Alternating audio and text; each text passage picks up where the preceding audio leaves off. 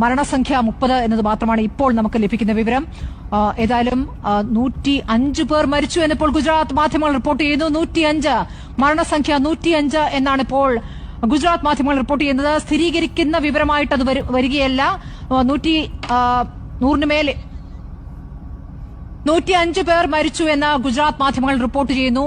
ആ വാർത്തയാണ് ഇപ്പോൾ ഏറ്റവും ഒടുവിൽ റിപ്പോർട്ടർ ചാനലിൽ ഇരുന്നുകൊണ്ട് നമ്മുടെ സ്മൃതി പരുത്തിക്കാടിന്റെ ലൈവ് കമന്ററി ആണ് നിങ്ങൾ ഈ കേട്ടുകൊണ്ടിരിക്കുന്നത്. കേൾക്കുമ്പോൾ ആദ്യം ഓർക്കും ഇന്ത്യൻ ടീം ക്രിക്കറ്റിന്റെ വേൾഡ് കപ്പ് കളിച്ചുകൊണ്ടിരിക്കുമ്പോൾ സ്കോർ പറയുന്നതാണെന്ന്. അല്ലെന്നുണ്ടെങ്കിൽ ഇന്ത്യൻ ഫുട്ബോൾ ടീമിന്റെ ലോകകപ്പിന്റെയോ അല്ലെങ്കിൽ അങ്ങനെയുള്ള സ്കോർ പറഞ്ഞ് ഈ ആവേശം കാണിക്കുകയാണെന്ന് ഓർക്കും. സ്മൃതി പരുത്തിക്കാടിനോട് ഇച്ചിരി ഇഷ്ടമൊക്കെ ഉണ്ടായിരുന്നു. നിങ്ങളായിട്ട് ഇത് കളഞ്ഞു കുളിക്കുകയാണ്. റിപ്പോർട്ടർ ചാനലില് മൊട്ട ഒരു സൈഡിൽ ഇരുന്ന് ഊക്ക് വാങ്ങിക്കുന്നു, മറ്റേ സൈഡിൽ നമ്മുടെ സുജയ പാർവതി ഇരുന്ന് ഊക്ക് വാങ്ങിക്കുന്നു. നിങ്ങൾ ഇതിലൊന്നിനും പെടാതെ മാറി നിൽക്കുകയായിരുന്നു. ഞാനിപ്പോ ആഗ്രഹിക്കുന്നത് ഞാൻ ഇഷ്ടപ്പെടുന്ന ഒരാളും ഭാവിയിൽ ഒരു മാധ്യമ പ്രവർത്തകരായിട്ട് മാറരുത് എന്നുള്ളതാണ്.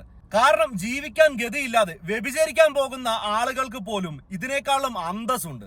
ഇപ്പോഴുള്ള മാധ്യമ പ്രവർത്തനം എന്ന് പറയുന്നത് അതിലും അധപ്പതിച്ച രീതിയിലേക്ക് താഴ്ന്നുകൊണ്ടിരിക്കുകയാണ്. ഏതൊരു അവസരത്തിൽ എങ്ങനെ പെരുമാറണം, എങ്ങനെ സംസാരിക്കണം എന്നുള്ള സാമാന്യ ബോധം പോലും ഇല്ലാത്ത ആളുകളായിട്ട് മാറിക്കൊണ്ടിരിക്കുകയാണ് ഇന്നത്തെ മാധ്യമ പ്രവർത്തകർ എന്ന് പറയുന്നത്.